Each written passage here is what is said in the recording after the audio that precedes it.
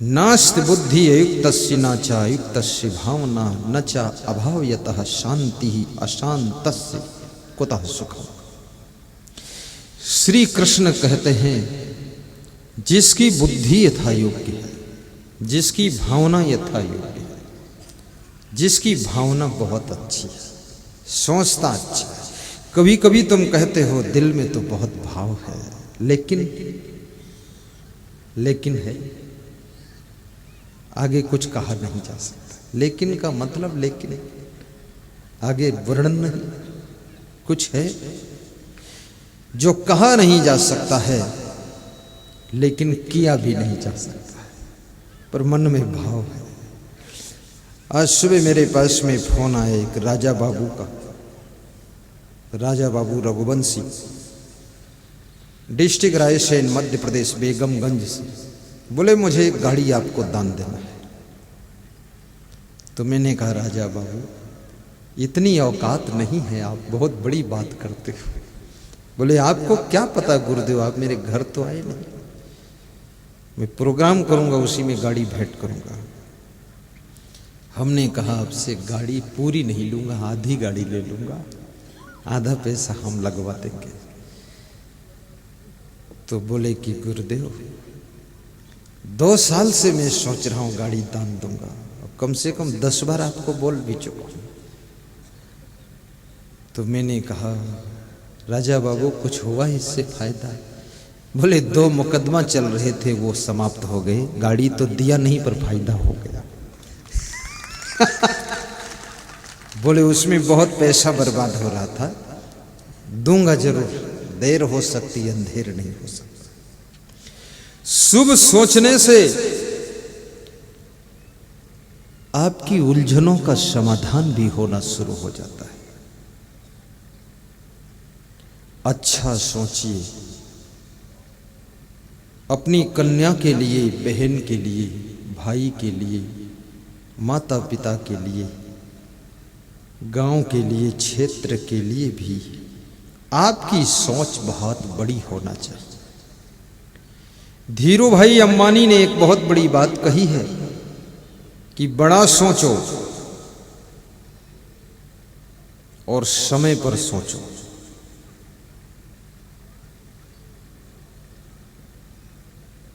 और जल्दी सोचो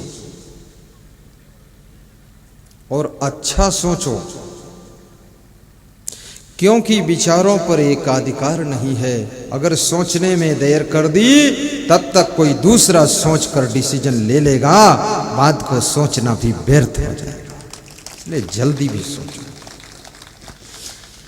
धीरू भाई अंबानी उस व्यक्ति का नाम है जो बचपन में लैया मुरमुरा बेचता रहता था मंदिरों पर बड़ी परात में रख करके।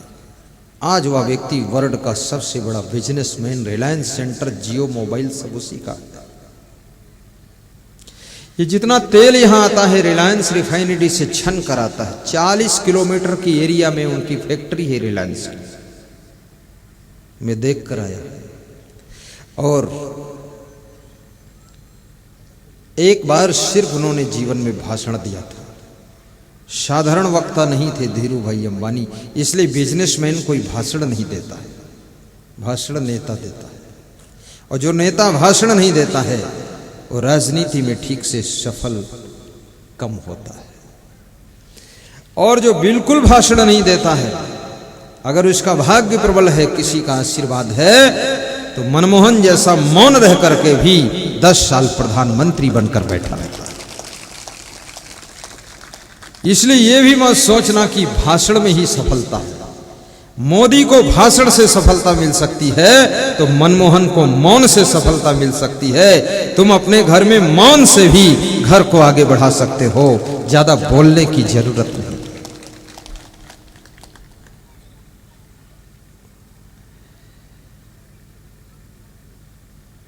तुलसीदास कहते हैं जिनको बोलना नहीं आता है उनको मुंह बंद रखना चाहिए। और बोलने से जितना वाद विवाद घर घर में हो रहा है, मौन रहने से विवाद होता ही नहीं। और वही लोग ज्यादा बोलते हैं जिनको बोलने की कला नहीं। उनसे कहो तुम कम बोला करो तो कहते क्या नाक कटाया हूं, कम क्यों बोलूं। बहुत बोलते हैं।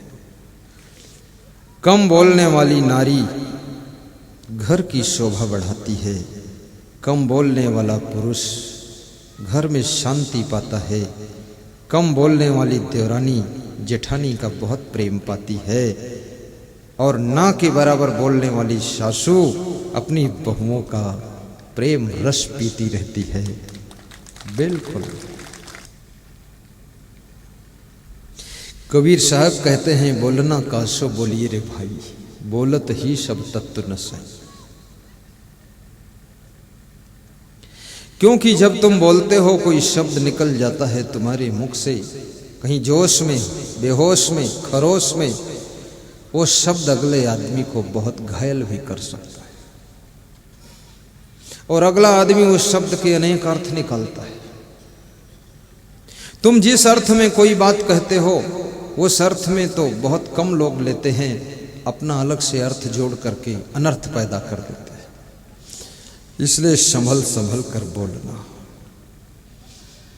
और कोई यदि आपसे बोलने में गलती कर दे तो उसको क्षमा भी कर देना, ज्यादा हुल्लड़ मच मताना कि ऐसा क्यों बोला, वैसा क्यों बोला, ये क्यों किया, वो क्यों किया, अगर मगर तगर, छोड़ो बात, पकड़ो डगर। कि मुखपट दीन्हे रहे यथा अर्थ भाषंत, तुलसी या संसार को सो विचार युत संत।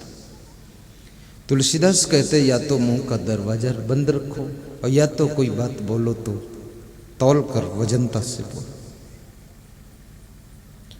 और बोलना बहुत बड़ी कला है, बोलना ना आए तो बोलने से बड़ी कला भी है। घर में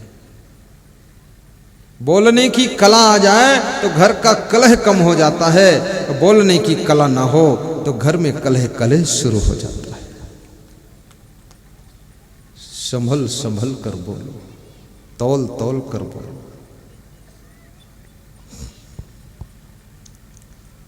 समय और परिस्थिति को देख कर बोलो।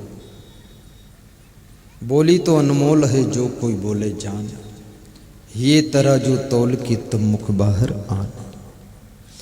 आपके पास वाणी को तौलने के लिए तराजू है जिसका नाम हृदय है। हृदय रूपी तराजू पर वाणी को तौलो, फिर बोलो।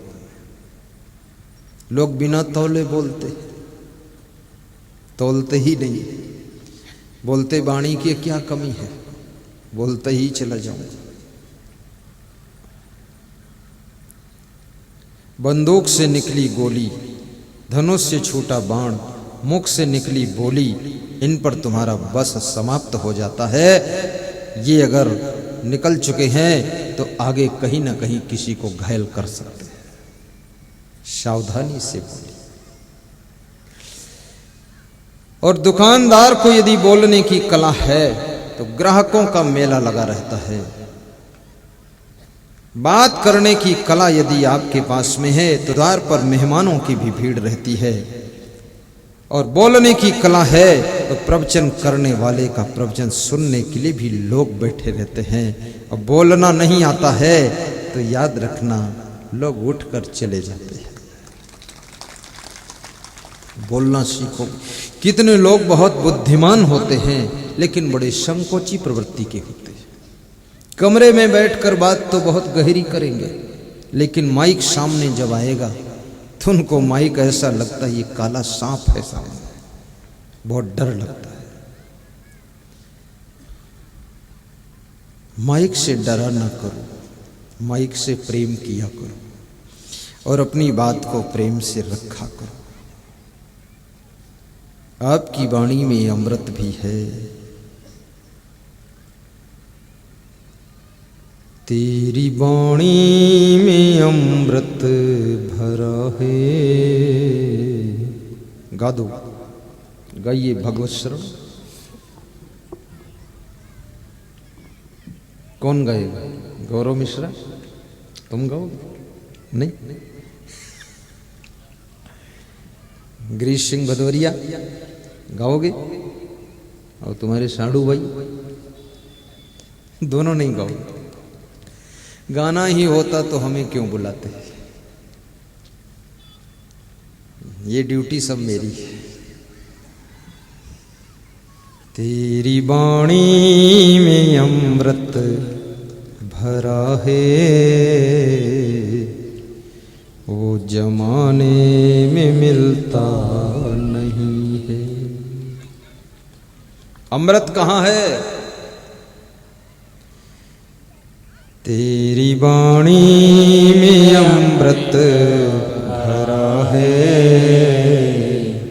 वो जमाने में मिलता नहीं है।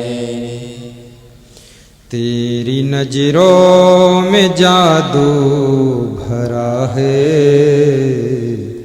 वो जमाने में मिलता नहीं। तेरी नजरों में जादू भरा है, वो जमाने में मिलता नहीं है। हर पत्नी को अपने पति को जब देखना चाहिए तो इतने भाव की नजर से देखो कि आपके पति की थकान उतर जाए। नजर का बहुत बड़ा खेल है। ये आंखें कई प्रकार से देखती हैं। आंखें तो वही रहती हैं, पर देखने का ढंग बदल जाता है। जब तुम गुस्सा में होते हो तो क्रोध की नजर से देखती है तो अगला आदमी घबरा जाता है, और जब तुम प्रेम से भरे होते हो और तुम्हारी आंखें जब प्रेम की दृष्टि से देखती हैं तो अगला आदमी भी प्रेम में डूब जाता है। क्या बात है! भाव की नजरों से जब देखते हो तो अगला आदमी प्रभाव में आ जाता है तुम्हारे। और जब कोई स्त्री अपने पति को प्रेम की नजर से देखती है तो पति की चिंता कम हो जाती है। और जब पति मुस्कुराकर अपनी पत्नी की ओर देखता है तो पत्नी की स्पीड दुगनी हो जाती है काम करने की। लेकिन ज्यादातर पति लोग खतरनाक दृष्टि से ही देखते हैं। जब तक शादी नहीं होती है तब तक तो ऐसे मुस्कुराते हैं जैसे इंद्रलोक से कोई देवता आया है। और जिस दिन से 7 फेरे हो गए फिर चकईक चकधुम मकईक लावा तिकड़िक तिकड़म शुरू।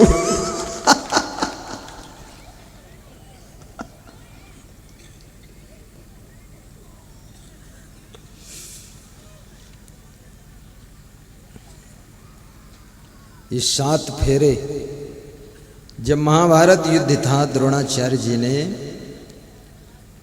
चक्रव्यूह की रचना किया था तो उसमें भी 7 द्वार थे। 7 द्वार थे तो 6 द्वार तो अभिमन्यु तोड़ दिया था, 7वें द्वार पर मारा गया था। आपकी शादी में भी जो 7 फेरे हैं ना, यही चक्रव्यूह के 7 द्वार हैं। और इसमें 6 फेरे तो पार कर ले जाओगे, 7वां फेरा जो है वो अंतिम द्वार है, वहीं तुम मारे जाओगे। और वहीं पर सावधान रहना है, वहां पर कोई गुरु की कृपा होगी तो आप सफल हो जाओगे। सब नर नारियों को ये 7 फेरों में सावधान रहना है। और सप्ताह में 7 दिन भी होते हैं। 7 फेरे, 7 दिन और 7 चक्रव्यूह के द्वार, ये 7 ही 7 है। 7 दिनों का खेल है, 7 फेरों का खेल है। विवाह के समय जो 7 फेरे घूमे हो, सोम मंगल बुध बृहस्पति शुक्र शनि रवि, ये 7 फेरों को 7 दिन निभाते रहना। और फेरे का मतलब क्या है? 7 बार राउंड किया है आपने अपनी वाइफ के साथ। बीच में जो खंभ गड़ा है, विवाह मंडप है, तो उसमें जो आपने चक्कर काटा है, दोनों साथ साथ रहोगे तो गृहस्थाश्रम के महाभारत में दोनों को विजय मिलेगी। और दोनों अगर प्रेम तोड़ करके जियोगे तो गृहस्थाश्रम की महाभारत में 7वें द्वार पर मारे जाओ। प्रेम से रहना। ताली जोर से बजाया करो। ये तुम्हारा कर्म और तुम्हारा भाग्य बहुत विचित्र है। कर्म करने में तो हर नर नारी स्वतंत्र है, लेकिन कर्म का फल भोगने में सभी परतंत्र है। और बचपन का किया हुआ कर्म जवानी में प्रभाव दिखाता है, और जवानी का कर्म बुढ़ापे में फल लेकर आता है, और बुढ़ापे का कर्म मरते समय आपको डिसीजन देता है, और मरते समय की गलत सोच आपके अगले जन्म को प्रभावित कर देती है। इसलिए मरते समय भी सावधान रहो।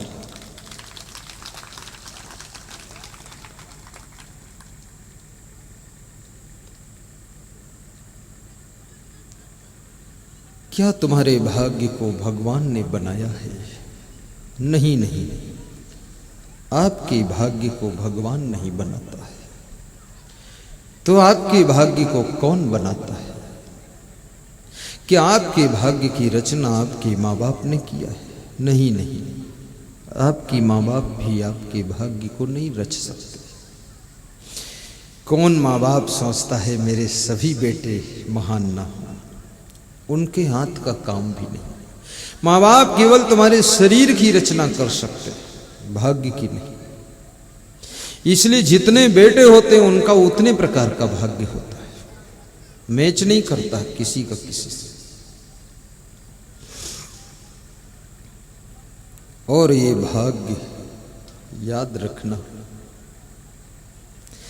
इसका खेल बड़ा विचित्र है।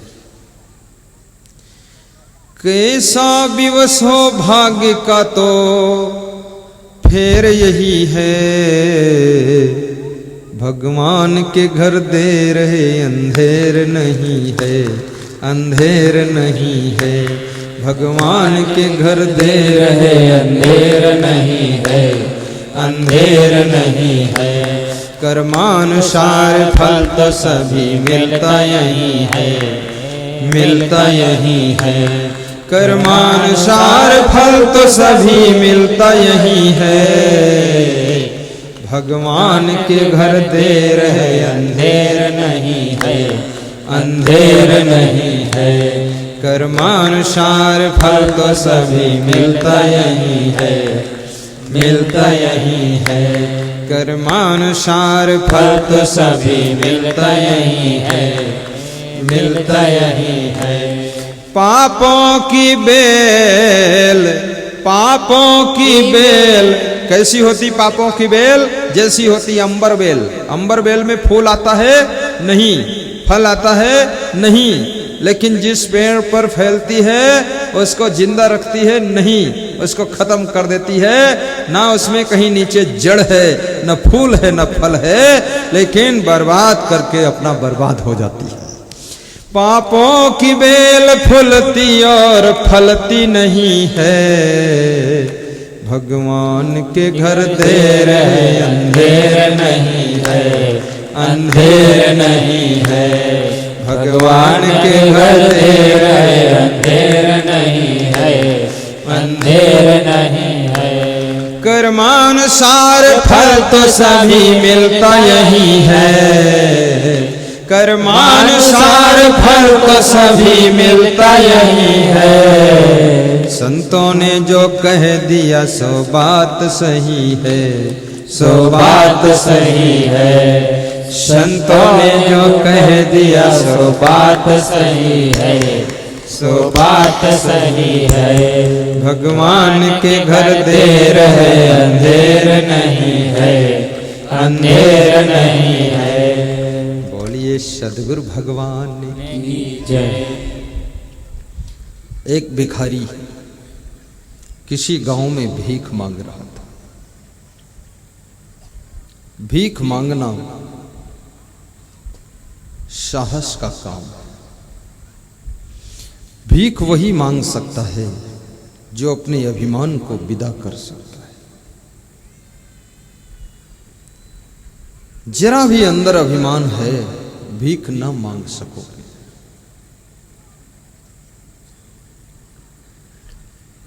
जिस गृहस्थ के द्वार पर भीख मांगने गया, उस गृहस्थ ने पूछा, कमाने योग्य शरीर लग रहा है, मांगने क्यों आए? क्या कारण हुआ जो तुम भिखारी बन गए? और ये भाग्य का उलट फेर ऐसा होता है कि राजा से रंक, रंक से राजा हो जाता है। अभी मध्य प्रदेश में मैं सत्संग करने गया था। वहां से मेरी पधरौनी राजस्थान डिस्ट्रिक्ट झालावाड़ में एक गांव में थी। तो वहां एक जमींदार के घर पधरौनी गया मैं। तो उसका मकान बहुत ऊंचे था, टीला पर, और उसके गांव के मकान सब नीचे थे चारों तरफ। तो उसका मकान गिरने वाला था, दीवारें चारों तरफ गिर सकती थी। तो जब गिरती तो नीचे मकान जिनके थे वो दब के मर सकते थे। जमींदार राजा आदमी बहुत प्रेम किया मुझसे, पहली बार मिला। तो मैं जब उनके घर में बैठा और सब दीवारें देखा, मैंने कहा कितनी जमीन है? बोले 80 एकड़। मैंने कहा टोटल कितनी थी पहले? बोले 2500 एकड़ थी। तो क्या हो गई? बोले बेच बेच कर दारू पी गई, जुआ खेल गए, 80 एकड़ बची। तो उनका बाप, उनकी माँ, उनकी पत्नी, उनके बेटे मेरे पास रोने लगे। बाप रोने लगा, मैं क्यों रोते हो? बोले ये दुष्ट लड़का 10 साल में सारी जमींदारी खत्म कर दिया। अब ये दारू पीता है, जुआ खेलता है, पान पुड़िया गुटखा खाता है, घूमता रहता है। तो मैंने कहा 80 एकड़ है तो बहुत है, उतने में कुछ तो हो सकता है। अरे बोले वो भी ये दूसरे गांव की एक औरत से प्रेम करता है, उसको पैसा देता, उसका मकान बनाता है, अपनी दीवार गिरी जा रही है। तो मैंने कहा ये तो यार बहुत गलत आदमी के घर पधरौनी हो गई। क्योंकि बहुत गलत के घर जाओ तो अपना नाम भी थोड़ा वो हो सकता है। पर मैंने सोचा धोबी के पास में तो गंदा कपड़ा ही आता है, वहां सब साफ क्यों आएगा? तो मेरा घाट तो धोबी का घाट है, मैं तो गलत आदमियों को ही सुधारता हूं। तो मैंने उसको 10 मिनट बहुत प्रेम से समझाया। तो उसने संकल्प लिया, दूसरी औरत को भी छोड़ दूंगा, दारू भी छोड़ दूंगा, जुआ छोड़ दूंगा, थोड़ा गुटखा खाने दो पड़ते। मैंने कहा गुटखा खाओ, कोई बात नहीं, मेरे साथ आओ, 5-6 दिन रहो। फिर वो आया और 2-3 दिन मेरे साथ रहा, सब बुराई छूट गई। उस गांव का जो मेरा परम भक्त था, उसने कहा गुरुदेव लगता है ये फिर से जमींदार हो जाएगा। बिल्कुल चेंज हो गया है। मनुष्य में वह क्षमता है, किसी चीज को छोड़ना चाहे चुटकी बजाते छोड़ सकता है। ये आत्मा त्याग का स्वरूप है। जब ये शरीर को छोड़कर ये संसार से विदाई ले लेता है तो ये दारू कौन चीज इसके सामने है, उसको तो एक झटके में छोड़ सकता है। बहुत शक्ति है इस आत्मा में। जब ये ठान लेता है तो जहर पी करके शरीर को भी त्याग कर देता है। जब ये ठान लेता है तो रायबरेली जिला छोड़ करके चला जाता है, कसम खा लेता है इस जिले में कभी नहीं आऊंगा, तो आता ही नहीं। तो ये जब ठान लेगा तो दारू की बोतल को भी छोड़ देगा, कभी नहीं पीना है। और याद रखना, छोड़ने और पकड़ने की ताकत जिसमें होती है उसी का नाम इंसान होता है, और वही इंसान महान होता है जो इस शक्ति का प्रयोग करता है।